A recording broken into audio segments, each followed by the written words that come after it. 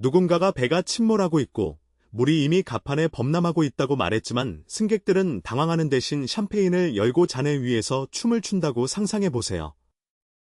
이 사람들이 완전히 미쳤다고 생각하지 않나요? 이것이 바로 현재 미국 시장에서 일어나고 있는 일입니다.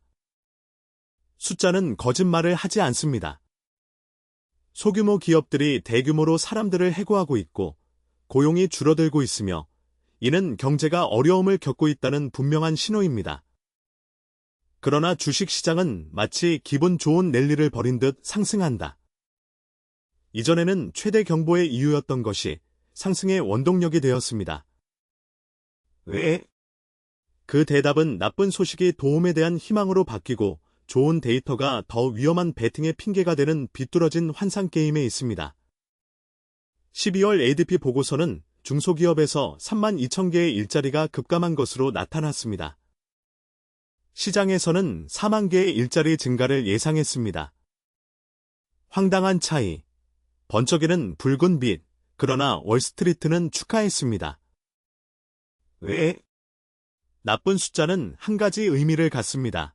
연준이 금리를 인하해야 한다는 것입니다. 이는 마치 말기 환자가 진단을 받고 의사가 모르핀의 복용량을 늘릴 것이라는 사실을 축하하는 것과 같습니다. 그리고 그것은 거기서 끝나지 않습니다. ASM 서비스 지수가 예상보다 좋은 성적을 내자 시장에서는 이를 경기가 여전히 건재하다는 증거로 해석했다. 하지만 정말 그렇습니까? 아니면 추락 전 또 다른 숨결일까요? 그러는 동안 주가는 급등하고 지수는 기록을 경신하며 투자자들은 은행이 항상 손해를 보는 카지노에 있는 것처럼 행동합니다. S&P 500은 연속으로 8개의 긍정적인 세션을 축적하고 나스닥은 쉬지 않고 상승하며 암호화폐와 같은 가장 투기적인 자산조차 다시 빛을 발합니다. 내가 독이 든 쥐라고 부르는 비트코인은 이미 94,000달러에 육박하고 있다. 그러나 실수하지 마십시오. 이것은 힘이 아니라 단지 유동성에 대한 환상일 뿐입니다. 시장의 보안관이어야 할 연준이 가장 큰 공범자가 됐다. 그는 인플레이션 퇴치에 대해 이야기하는 동안 환매 작업을 통해 은행 시스템에 1,350억 달러를 투입합니다. 그것은 마치 아들이 돈을 너무 많이 쓴다고 꾸짖으면서도 슬그머니 주머니에 더 많은 돈을 넣어두는 아버지와 같습니다.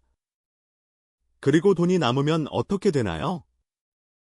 이는 소형주, 암호화폐, 수익성이 없는 회사 등 가장 위험한 자산에 적용됩니다. 투기에 있어서 유동성은 산소와 같다는 오래된 속담이 있습니다.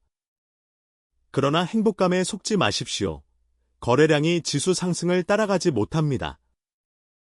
구매자들이 미친 듯이 서두르는 것은 아니며 단지 위험한 관성일 뿐입니다. 음악이 끝나기 전에 누구도 파티를 떠나고 싶어 하지 않습니다. 그리고 그것이 멈추면 피해가 심해질 것입니다. 모두가 S&P가 5,000포인트를 노리는 모습을 보는 동안 실제 움직임은 뒤에서 일어납니다. 예를 들어 소형주는 하루 만에 1.8% 급등의 시장을 능가했습니다. 왜? 왜냐하면 그들은 쉽게 돈 냄새를 맡는 사람이 처음이기 때문입니다. 그러면 중력을 거스르겠다고 고집하는 도박꾼들은 어떻습니까? 빅쇼트로 유명한 마이클 버리는 이 주식이 회사가 아니라 종교라는 사실을 모르는 듯 계속해서 테슬라를 상대로 베팅을 하고 있다.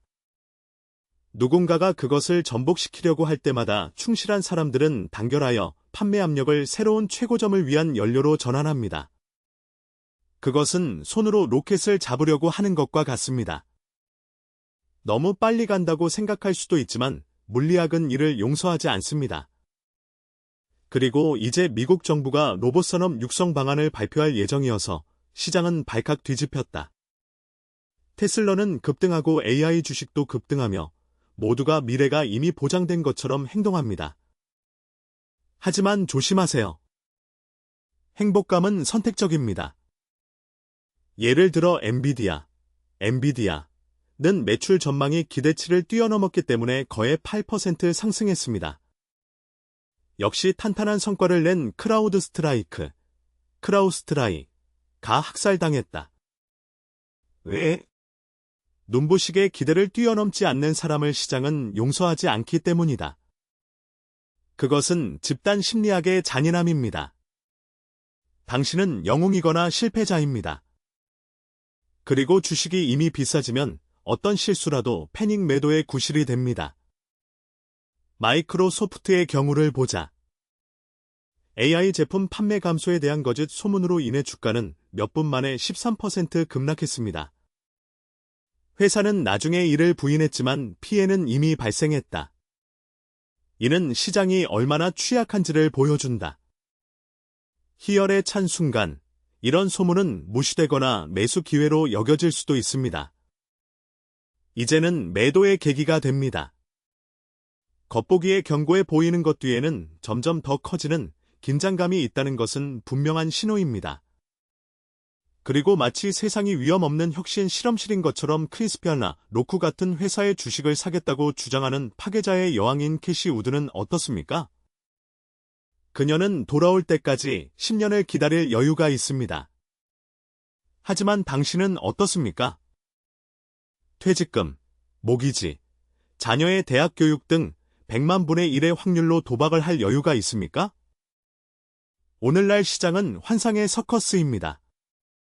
좋은 기업은 너무 비싸고 저렴한 기업은 함정이며 기술 혁명에 대한 약속은 곧 터질 거품을 숨기고 있습니다. 투자자를 실제로 보호하는 유일한 방법은 규율입니다. 모두가 낮은 이자율을 기대하기 때문에 나쁜 데이터를 환영할 때 스스로에게 물어보십시오. 인플레이션이 다시 발생하면 어떻게 될까요? 모두가 노보 주식으로 달려갈 때 스스로에게 물어보세요. 누가 당신에게 판매하고 있습니까?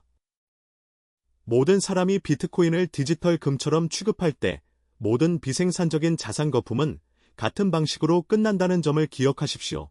시장은 숫자의 게임이 아니라 감정의 게임이다. 그리고 감정이 극단으로 치닫게 되면 항상 큰 피해를 입게 됩니다. 스스로에게 물어봐야 할 질문은 어떻게 하면 더 많이 벌 수 있을까? 가 아니라 모든 것을 잃지 않으려면 어떻게 해야 할까? 입니다. 결국 유일한 확실한 것은 가장 시끄러운 파티가 숙취로 끝나는 파티라는 것입니다.